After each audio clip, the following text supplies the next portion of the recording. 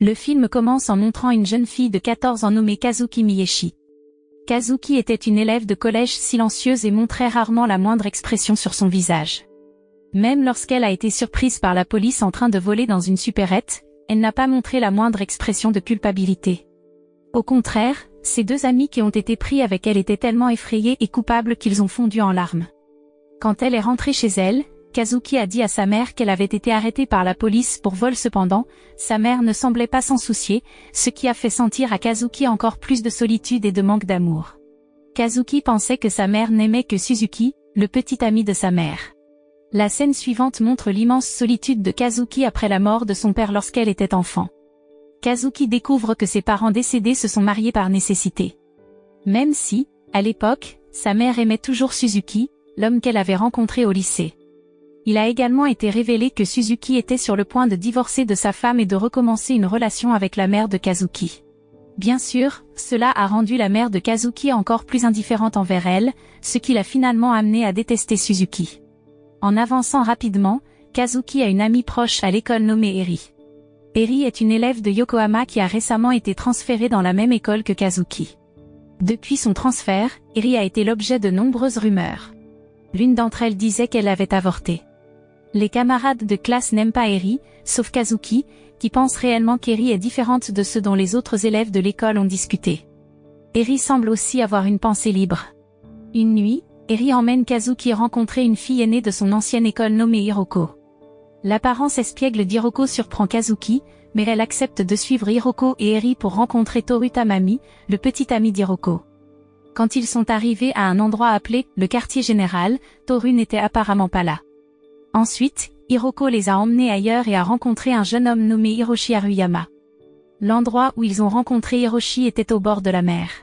Alors qu'Eri et Hiroko avaient une conversation amicale avec Hiroshi, Kazuki a choisi d'être seule. Elle semblait désintéressée par leur conversation et passait son temps à regarder la mer seule. En revanche, Hiroshi semblait s'intéresser à Kazuki et s'est approché d'elle alors qu'elle était assise seule.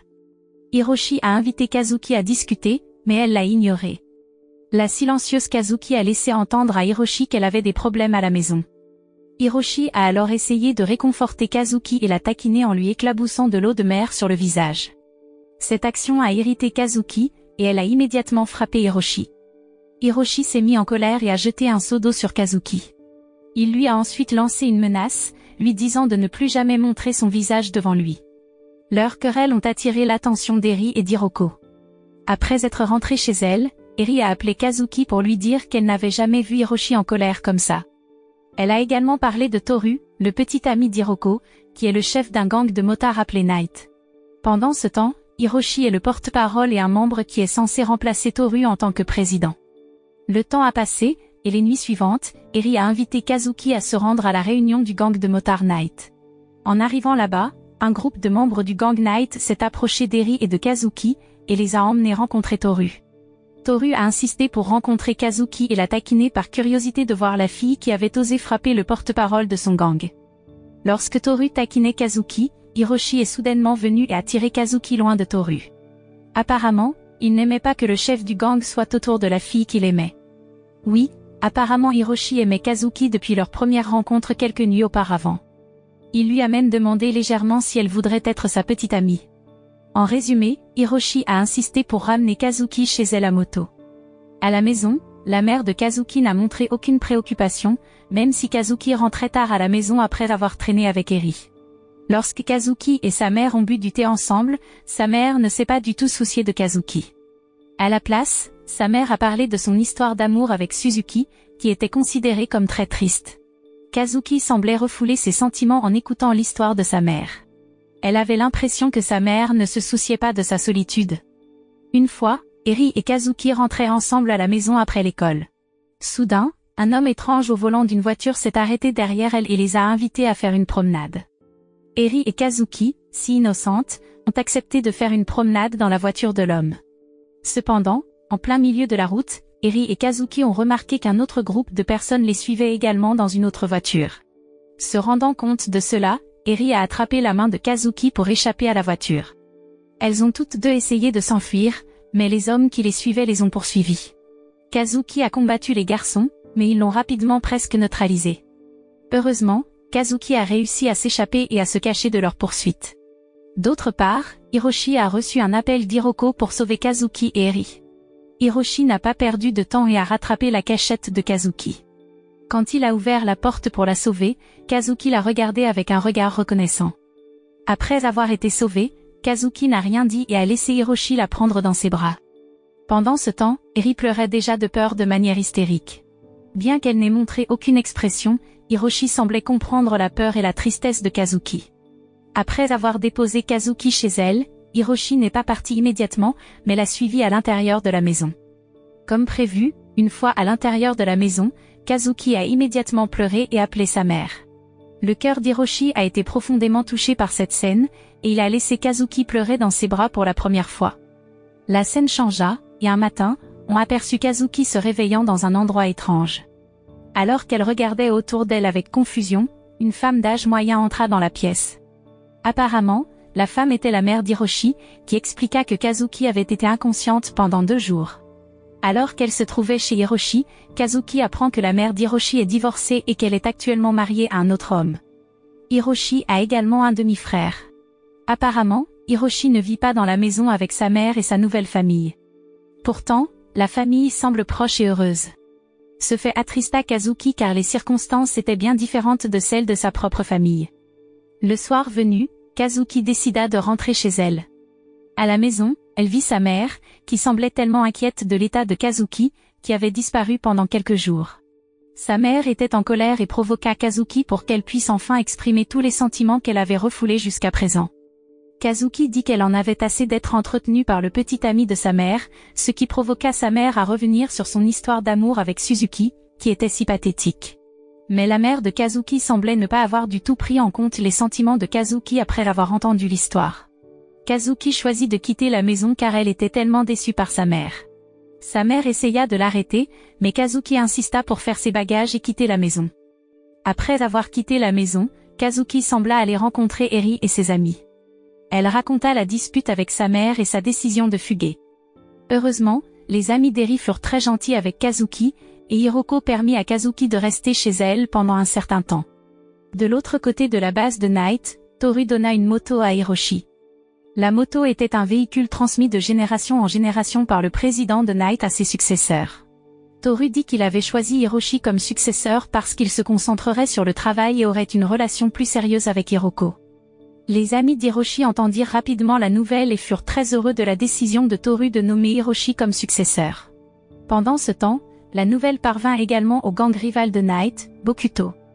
Il considérait le changement de chef dans le gang comme une opportunité pour détruire les Night. Bokuto commença à mettre en place une stratégie d'attaque contre le gang de motards. Tout d'abord, ils firent des histoires dans le magasin de proximité où Hiroshi travaillait à temps partiel. Pourtant, Hiroshi ne prêta pas beaucoup d'attention aux perturbations, se concentrant davantage sur Kazuki. La relation entre Kazuki et Hiroshi devint encore plus étroite, surtout après qu'Hiroshi ait encouragé Kazuki à retourner à l'école. Mais une nuit, les perturbations causées par le gang Bokuto s'intensifièrent. Un membre du gang Night et un ami proche d'Hiroshi rapportèrent comment le gang Bokuto menaçait les membres des Night qu'ils rencontraient dans les rues. Hiroshi décida finalement de se rendre seul au quartier général de Bokuto. Hiroshi apporta une barre de fer et commença à battre les membres de Bokuto qui essayaient de l'empêcher de rencontrer le chef. Mais bien sûr, Hiroshi, qui était seul, ne pouvait pas se battre contre le gang Bokuto et il fut gravement battu. Hiroshi revint au quartier général des Night, très mal en point. Sa condition était apparemment connue de Kazuki, qui vint plus tard le voir dans son état.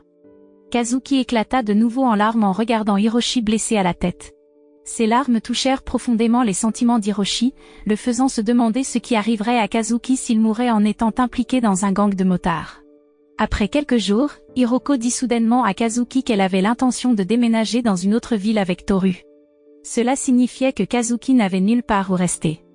Hiroshi, le sachant, invita Kazuki à séjourner temporairement dans la maison qu'il louait. En résumé, Kazuki et Hiroshi vécurent ensemble et passèrent leurs journées heureux. Jusqu'à une nuit, Kazuki aperçut accidentellement sa mère qui allait passer la nuit à l'hôtel avec Suzuki. Kazuki la suivit à l'hôtel, et devant l'ascenseur, elle demanda à sa mère si elle ne ressentait pas de culpabilité envers son père. Après cette rencontre à l'hôtel, Kazuki décida de rentrer chez elle. À l'intérieur de la maison, Kazuki vit sa mère pleurer seule dans la chambre. Sa mère se sentait triste et dévastée par les paroles de Kazuki devant son petit ami. De plus, sa mère expliqua que Suzuki s'était toujours inquiété pour Kazuki et avait demandé de ses nouvelles à chaque fois qu'ils se rencontraient. Kazuki admit enfin qu'elle était seule car sa mère ne s'était jamais souciée d'elle. En pleurant, Kazuki demanda à sa mère si elle avait déjà été heureuse depuis sa naissance. Malheureusement, la mère ne répondit pas à la question, brisant encore plus le cœur de Kazuki. À sa grande surprise, Hiroshi avait secrètement suivi Kazuki jusqu'à chez elle et entendu la conversation entre la mère et la fille. Hiroshi demanda alors à la mère de Kazuki si elle avait détesté Kazuki tout ce temps. La mère de Kazuki ne répondit pas non plus, ce qui poussa finalement Hiroshi à exprimer son intention d'emmener Kazuki avec lui. En entendant cela, la mère de Kazuki réagit enfin. Elle se remémora les doux souvenirs de quand Kazuki était enfant, ce qui la fit réaliser son amour pour cet enfant. La mère de Kazuki supplia Hiroshi de ne pas l'emmener et avoua à quel point elle était heureuse de la présence de Kazuki dans sa vie. Après avoir compris les sentiments mutuels, Kazuki et sa mère se réconcilièrent. Ce jour-là aussi, Kazuki retourna chez elle. Pendant ce temps, Hiroshi dit à Kazuki qu'elle devait être une fille forte et ne pas dépendre de quiconque, y compris de lui. Quelques jours plus tard, les membres des Knights se réunirent pour planifier leur vengeance contre le gang Bokuto. Malheureusement, leur plan ne put se dérouler sans encombre car Hiroshi avait une forte fièvre. D'un autre côté, Hiroshi avait déjà l'intention de rejoindre les autres membres des Knights quand Kazuki vint soudainement l'attendre devant la maison. Apparemment, Kazuki avait découvert que Hiroshi avait de la fièvre et elle se fraya un chemin à l'intérieur de la maison. Hiroshi n'eut alors d'autre choix que de la laisser s'occuper de lui. Pourtant, Hiroshi avait toujours l'intention de se venger du gang Bokuto avec les autres membres des Knights. Il demanda à Kazuki d'aller acheter une boisson tout en appelant la mère de Kazuki pour lui demander la permission de laisser Kazuki rester chez lui pour s'occuper de lui.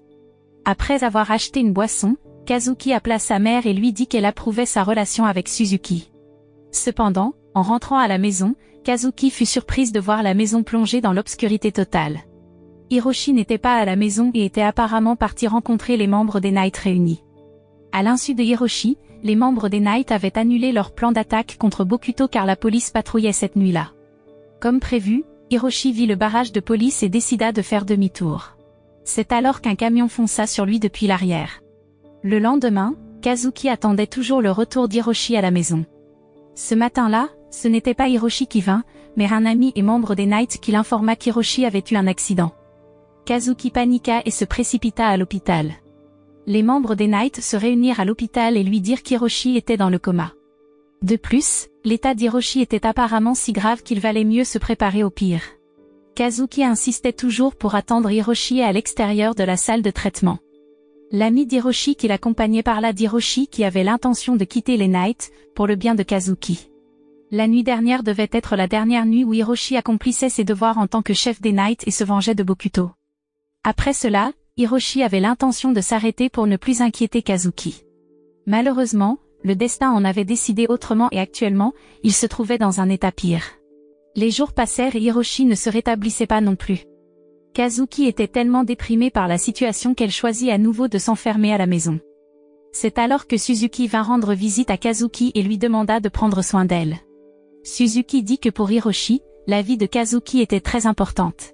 Apparemment, Suzuki était un homme bon car il demanda ensuite à la mère de Kazuki de prendre soin d'elle. Après tout, elle était la seule personne qui pouvait la sauver. La tristesse de Kazuki atteignit son paroxysme ce jour-là et elle avait tellement peur que Hiroshi la quitte. La mère de Kazuki se rendit compte de l'état de sa fille et la serra fort alors qu'elle sanglotait. Kazuki supplia sa mère de la sauver, ce qui fit enfin réaliser à sa mère à quel point sa fille avait été seule. Sa mère pleurait aussi avec elle, surtout après qu'elle soit tombée dans l'inconscience. La mère de Kazuki emmena frénétiquement Kazuki à l'hôpital. Heureusement, une fois à l'hôpital, Kazuki reprit immédiatement ses esprits. À ce moment-là, le frère cadet d'Hiroshi vint dans la chambre de Kazuki pour lui dire qu'Hiroshi s'était réveillé d'un coma. Le frère d'Hiroshi révéla les premiers mots qu'Hiroshi avait prononcés après s'être réveillé, à savoir qu'il ne voulait pas mourir. Kazuki éclata en larmes, réalisant qu'elle avait été égoïste en ne pensant pas à Hiroshi et en se préoccupant seulement d'elle-même. Elle avait eu tellement peur de se sentir seule au point de se torturer, ignorant Hiroshi, qui devait lui aussi lutter pour survivre. Le lendemain, Kazuki, déjà en bonne santé, alla rendre visite à Hiroshi, qui était toujours alité mais dont l'état s'était amélioré. Le médecin informa Kazuki de l'état actuel d'Hiroshi, qui était paralysé de la jambe et du bras gauche. Kazuki n'en tint pas compte et tint compagnie à Hiroshi. Finalement, Hiroshi sortit de l'hôpital et on le vit avec une paralysie du côté gauche de son corps. Hiroshi essaya de surmonter la paralysie en continuant de faire du vélo, malgré les difficultés. Pendant ce temps, Kazuki semblait être devenu une nouvelle élève au lycée. La scène de Hot Rod se termina en montrant Kazuki et Hiroshi toujours ensemble. Hiroshi semblait travailler dans une usine, et pendant sa pause, il retrouvait Kazuki pour passer du temps avec sa petite amie. La morale que l'on peut tirer de ce film est que le sentiment d'amour est si puissant qu'il peut surmonter divers obstacles. Que ce soit l'amour entre Suzuki et la mère de Kazuki ou l'amour entre Hiroshi et Kazuki.